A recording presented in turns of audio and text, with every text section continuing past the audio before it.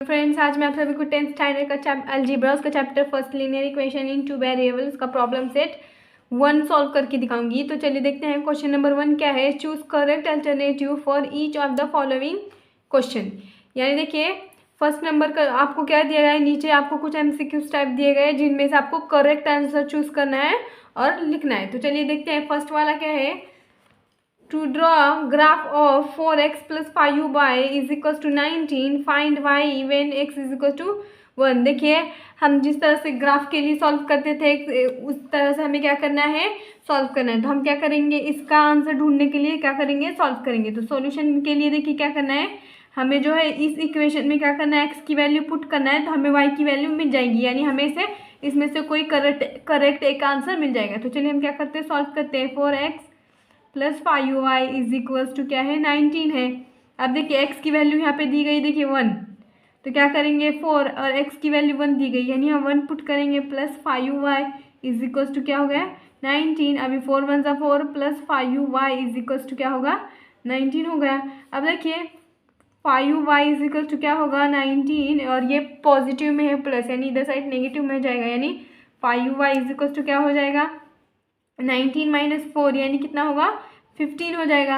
अब देखिए 15 हो गया तो अब क्या करेंगे, y इज इक्वल टू क्या करेंगे 15, और y जो है इसके साथ देखिए मल्टीप्लाई 5y के साथ मल्टीप्लाई में, यानी राइट हैंड साइड में जाके डिवाइड हो जाएगा। ये देखिए तो y इज इक्वल टू क्या आएगा आपका value, y is equal to देखिए 5 1 5 and 5 3 15, y is equal to आपकी वैल्यू क्या है 3 आई है। ये देखिए तो यहाँ पे देखिए आपका जो बी है ऑप्शन, वो बी ऑप्शन क्या है, सही है। यानी आपको इस तरह से क्या करना है, पेपर में भी अगर आपको MCQ नहीं मतलब करेक्ट चूज आंसर नहीं समझ में आ रहा हो तो आप इस तरह से सॉल्व करके मालूम कर सकते हैं कि देखिए अब इसका आंसर बी आया। यानी क्या करना है आपको, अगर एक्स की वैल्यू दी गई हो तो इक्वेशन में पुट करना है इक्वेशन में, और फिर उसके बाद जो इक्वेशन में पुट करे तो आपको वाई की वैल्यू मिल जाएगी। अगर वाई की वैल्यू दी हो तो एक्स का पूछा गया हो तो वाई पुट करेंगे तो एक्स की वैल्यू मिल जाएगी। तो देखिए यहाँ पे जो आपका फर्स्ट वाला करेक्ट निकल गया है।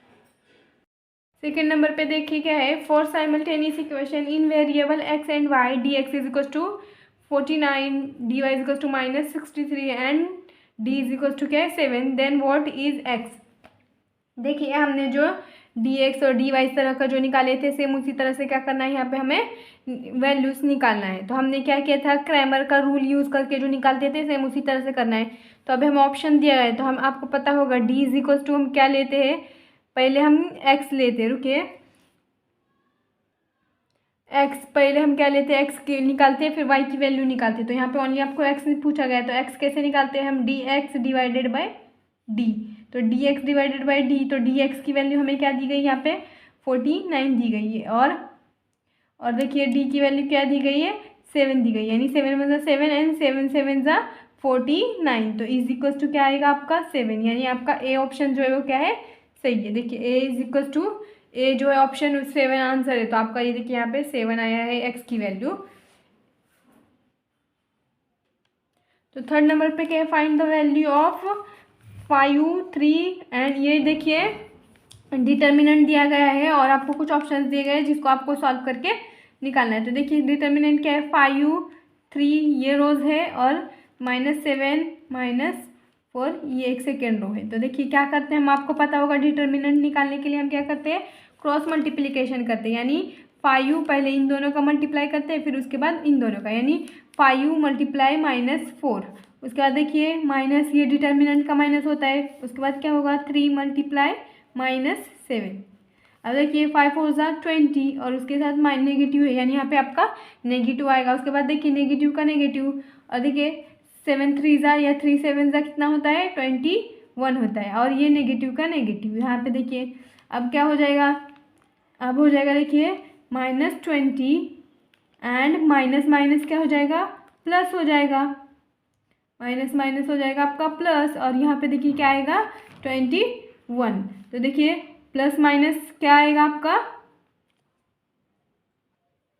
तो प्लस माइनस यानी यहाँ पे आपका क्या आएगा 1 आएगा, और बड़े की साइन पॉजिटिव यानी यहाँ पे कोई भी साइन नहीं लगेगा। तो यहाँ पे देखिए आपका डी ऑप्शन जो है वो क्या है, सही है। देखिए D1 अब उसके बाद देखिए यहाँ पे आपका 1 आ गया। नेक्स्ट यानी फोर्थ नंबर पे देखेंगे। फोर्थ नंबर पे देखिए to solve x plus y is equal to 3 and 3x minus 2y minus 4 is equal to 0 by determinant method D, find D.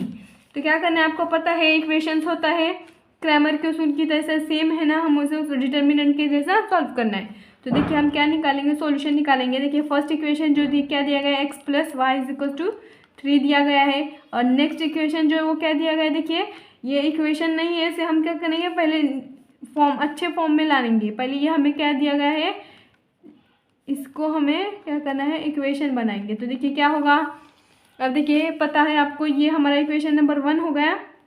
और इक्वेशन 2 देखिए कैसा होगा, 3x माइनस 2y। ये आपको पता है एक साइड जो वेरिएबल होता है और एक साइड ओनली कोएफिशिएंट होता है, यानी 2y, और ये नेगेटिव राइट हैंड साइड में पॉजिटिव हो जाएगा, यानी आपका 4। ये सेकेंड इक्वेशन होगा।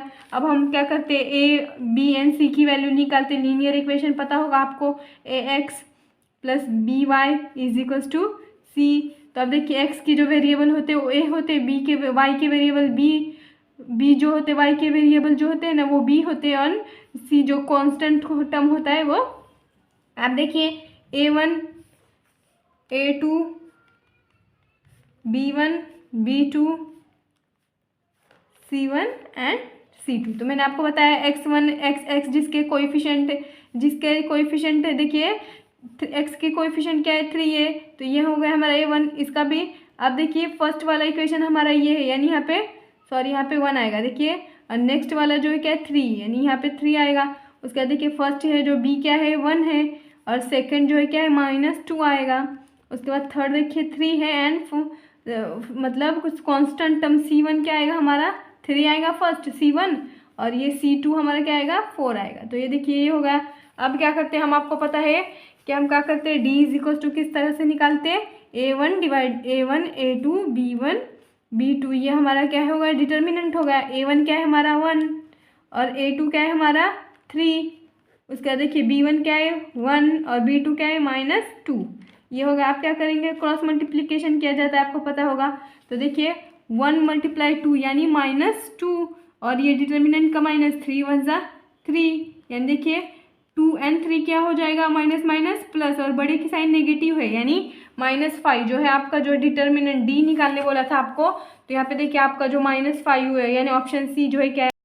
तो नेक्स्ट यानी फिफ्थ नंबर पे देखिए क्या है, x plus B y equal to c and m x plus n y equal to d and n not equal to b m, then this simultaneous equation have, यानी ये दोनों equation किस type के वो आपको बताना। ओनली उसके क्या आएगा, ओनली 1 कॉमन सॉल्यूशन आएगा, या नो सॉल्यूशन, या infinite number of solution, only 2 solution.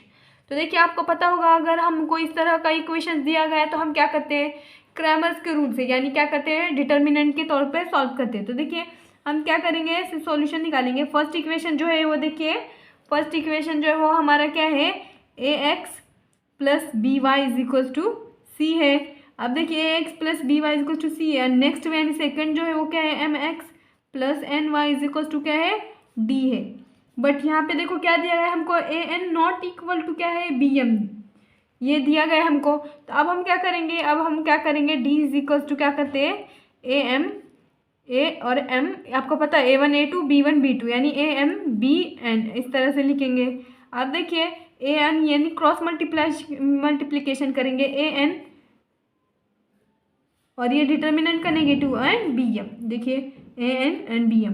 But हमको क्या दिया गया है यहाँ पे, हमको यहाँ पे जो कंडीशन दिया गया है वो क्या दिया गया है, देखिए हमारा कंडीशन जो है वो क्या है, an not equal to bm है। यानी देखिए अगर हमारा an नहीं इक्वल है bm के, तो हमारा an माइनस bm 0 कैसे आएगा, नहीं आएगा। देखिए अगर हम an और an इक्वल होता bm के, अगर सपोज मैं मान रही हूँ, सपोज an इक्वल होता bm के, an इक्वल होता bm के, तब क्या करते हैं हम, an इक्वल है bm के, यानी an की जगह पे bm लिख सकते हो, या bm की जगह पे an लिख सकते हो। तो an माइनस an करोगे तो जीरो हो जाएगा। बट यहाँ पे आपको क्या दिया गया है कंडीशन, कि नॉट इक्वल है, यानी आपका ये इक्वल नहीं है एक दूसरे के। तो हम क्या कर सकते हैं, यानी आपका d is equal D not equal to zero आएगा। क्यों? यहाँ इसका कोई सॉल्यूशन नहीं निकलेगा, यानी इसका ओनली वन यूनिक सॉल्यूशन, यानी यहाँ पे अगर D not equal to zero हो गया तो ये क्या हो गया? ओनली यूनिक हो गया है कुछ, यानी ये जो है आपका क्या हो गया है? ओनली वन जो है, देखिए यहाँ पे जो आपको जो कुछ दिया गया है यहाँ पे, यानी यहाँ पे आपको जो दिए गए हैं, देखिए वो ए बी सी डी, उसमें से आपका जो सॉल्यूशन है वो क्या होगा? ओनली वन कॉमन सॉल्यूशन आएगा, क्योंकि वो यूनिक निकला हमारा यूनिक। तो देखिए ये जो है आपका क्या होगा? ए वाला आंसर हो गया है। देखिए ये वाला आंसर हो गया। तो आपका यहाँ पे क्वेश्चन नंबर 1 जो है क्या हो गया है? कंप्लीट हो चुका है।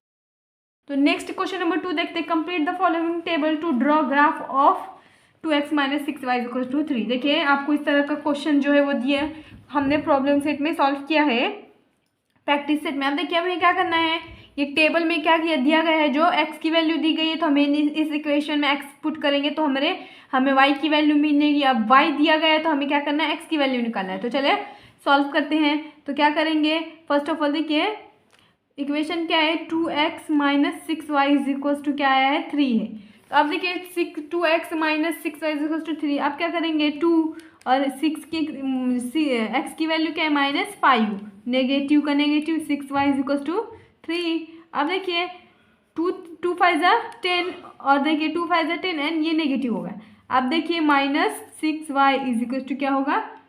=3 होगा। अब देखिए क्या होगा? -6y = क्या होगा? 3, और ये नेगेटिव में यानी राइट हैंड से जाके क्या हो जाएगा? पॉजिटिव हो जाएगा। तो अब देखिए ये क्या हो गया? 10 and 3 यानी 13 और -6y। अब देखिए -6y यानी माइनस यहाँ नेगेटिव में है, यानी माइनस जो है यहाँ पे मल्टीप्लाई में है, और मल्टीप्लाई में है यानी क्या होगा? देखिए -y = क्या होगा? राइट हैंड साइड में डिवाइड में हो जाएगा, यानी 13 / 6। तो देखिए ये जो है एक दूसरे को क्या कर रहे हैं? कट नहीं कर रहे, यानी यहाँ पे ये आप किसी भी टेबल में 6 1 = 6 एंड 6 2 = 12 होता है, बट ये नहीं होता है। तो देखिए आपका जो है वो आंसर क्या आएगा? y = क्या आएगा? -13 / 6 आएगा, क्योंकि इसका नेगेटिव आंसर में चला जाएगा, यानी y की वैल्यू जो है आपकी क्या आई है? -13 / 6 आई है। देखिए तो अब हमें क्या करना है? यहाँ पे जो है एम्प्टी बॉक्स है उसमें क्या लिखना है? y की वैल्यू लिखनी है, यानी -13 / 6। अब क्या करेंगे? यहाँ पे लिखना है तो -5, -13 / 6, ये हमारा क्या हो गया है? आंसर हो गया है। अब क्या करेंगे? नेक्स्ट देखेंगे 0 है तो यानी y की वैल्यू 0 पुट करेंगे, तो 2x - 6y = 3। अब ये 2x - 6 और y की वैल्यू क्या है? ये 0 = 3। तो देखिए 2x, आपको पता है 6 0 = 0 = 3, किसी भी नंबर को 0 से मल्टीप्लाई करो तो 0 ही आंसर आता है। अब देखिए 2x और ये पॉजिटिव नेगेटिव इधर राइट हैंड साइड जाके पॉजिटिव हो जाएगा, यानी 3 हो गया। अब देखिए 2x यानी x के साथ 2 मल्टीप्लाई में, यानी राइट हैंड साइड में डिवाइड में हो जाएगा, यानी 3 / 2। तो देखिए आपका x की वैल्यू जो क्या आई है? 3 / 2 आई है। देखिए x की वैल्यू 3 / 2 आई है। तो हम क्या करेंगे? ये आंसर को क्या करना है? इस जो एम्प्टी बॉक्स में है वो फिलअप करना है। तो देखिए 3 / 2 आई है। अभी क्या आएगा? 0, 3 / 2, ये आ गया है। तो देखिए यहाँ पे जो आपका क्या हो गया है? क्वेश्चन नंबर 2 यहाँ पे जो है क्या हो गया है? कंप्लीट हो गया है। तो आज के लिए इतना ही, मिलती हूँ मैं आपको नेक्स्ट वीडियो में। तो अगर वीडियो अच्छा लगा तो लाइक कीजिए, शेयर कीजिए, और अगर आप मेरे चैनल पे न्यू हैं तो मेरे चैनल को सब्सक्राइब कीजिए। Thanks for watching.